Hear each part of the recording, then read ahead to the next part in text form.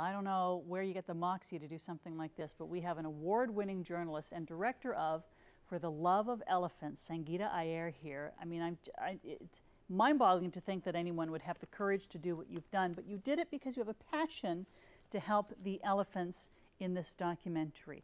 What made you, tell me about the situation and how did you become aware of it?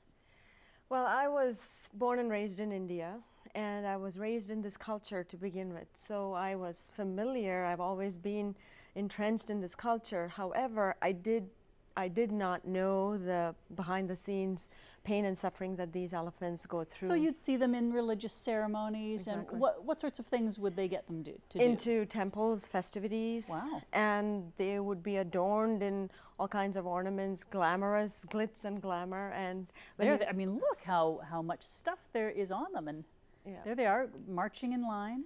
Exactly, and it's one of those things where it's easy to get drawn into the glitz and glamour, but the pain and suffering that they endure is just enormous, and it's unexplainable, frankly. You've got to be there to see it. When I was there in India in December filming this, and I actually took a mini camera and I was filming it.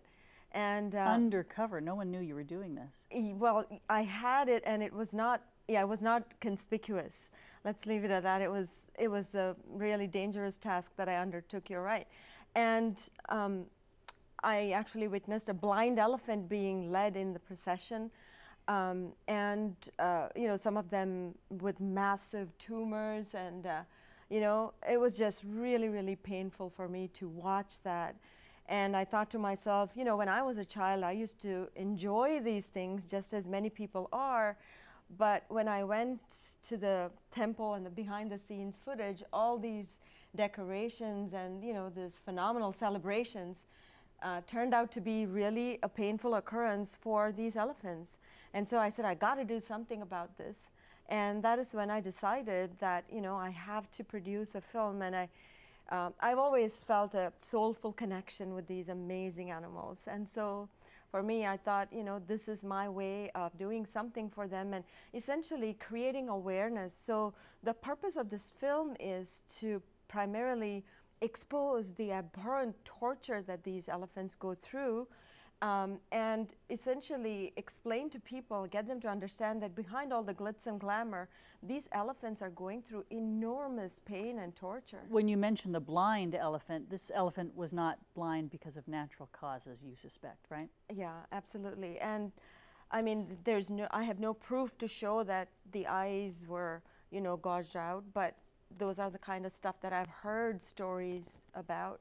And I can only imagine, I mean, given that this is a blind elephant and you're still, you know, allowing it to march in the processions, that in itself is cruelty. What about the shackles that you would see on their legs? Tell me about that. Oh, the shackles were so tightly tethered to their feet. They're tethered 24/7.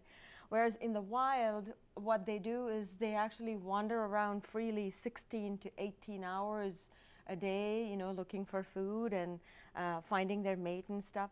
And what happens during the festive season is between December and May is when it occurs. And that is when they go through this peak must period. And what must is it's their mating season. And this is the time they have their testosterone levels are like 100% higher than normal. The energy and fat reserves are really enormous, and they're ready to mate. And yet they're being forced to go against all of their natural instincts. Exactly.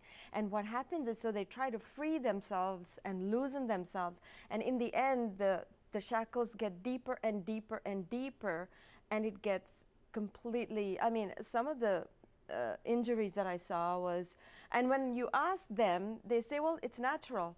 I said, it's not natural to tether them.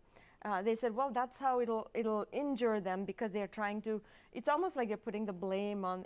So there's a lot of ignorance, and I just thought, you know, it's important to create awareness, because there's also a misperception that elephants have thick skin, and as a result, it doesn't hurt them.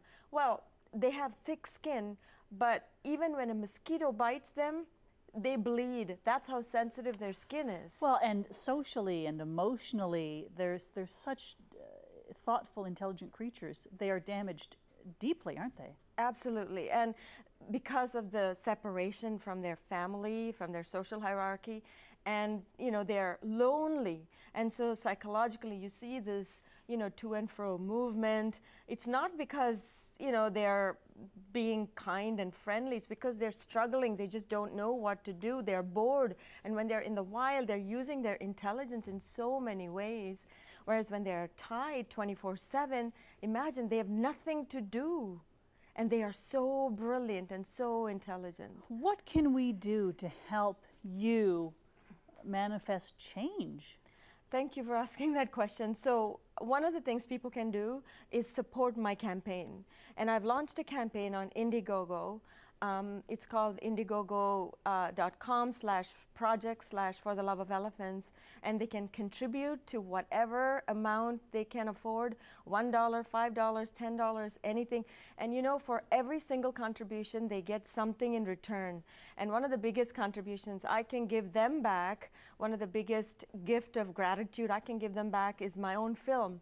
So they get to download my film when they contribute a certain level. And in the process, you're helping the elephants, you're helping me produce the film, and we are creating awareness. And the ultimate goal is not to finger point at people, because when you do that, you're basically creating conflict. My intention is to bring people together, all key stakeholders, and share with them the biology, the psychology, the intelligence.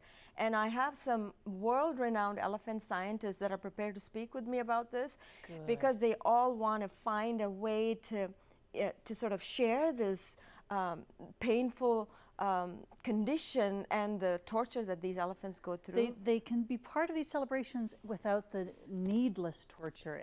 So thank you so much for the good work you've done. Thank you. The bravery of that undercover work, and I know you've had to deal with a lot of flack from heads high. So good on you. Keep up the good fight. For more information, indiegogo.com/projects/for the love of elephants. Okay, good luck. Thank you so much. When we come back, Easter egg decor ideas from Andrea Ford, and we're going to eat them pavlova.